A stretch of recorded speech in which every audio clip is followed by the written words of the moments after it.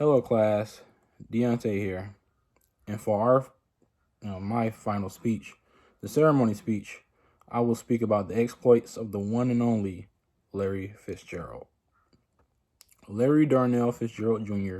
was born on August 31st, 1983, in Minneapolis, Minnesota, to Carol and Larry Fitzgerald Sr. Because Larry's father was a sports writer for the Minnesota Spokesman Recorder, early in Larry's childhood, he fell in love with sports, but he particularly fell in love with football, which led him to the Academy of Holy Angels, where he became a two-time All-State and Prep All-American at wide receiver. And in his final season, he put up records that he's recorded 73 receptions for 1,254 yards and 17 touchdowns.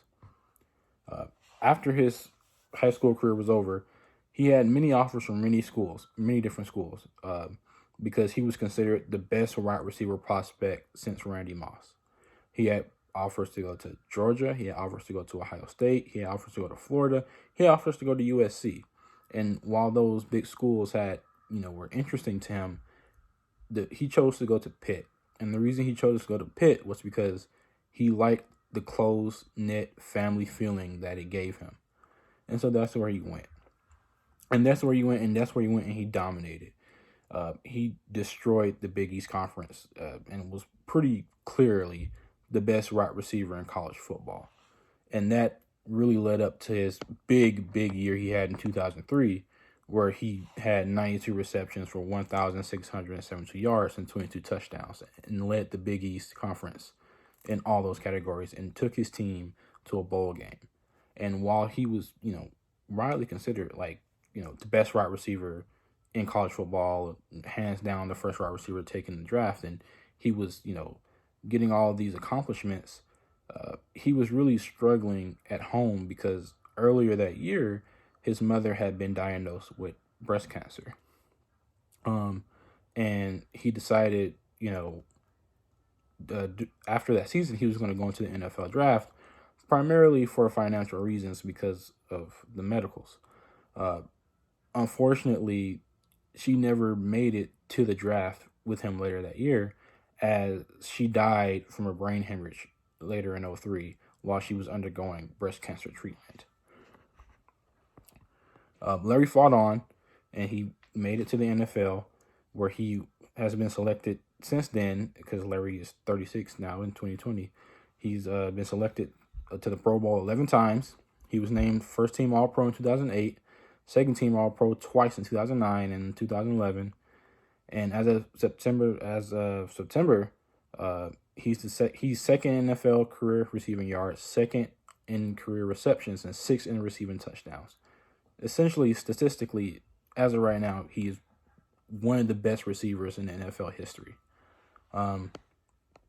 However, while he was dominant on the field, he was as dominant as off the field with his philanthropic adventures. And he dabbles in things here or there, whether it be, giving children computers for learning purposes and whatnot, or giving money away to homeless people and homeless families and things of that nature. But the thing that he's really taken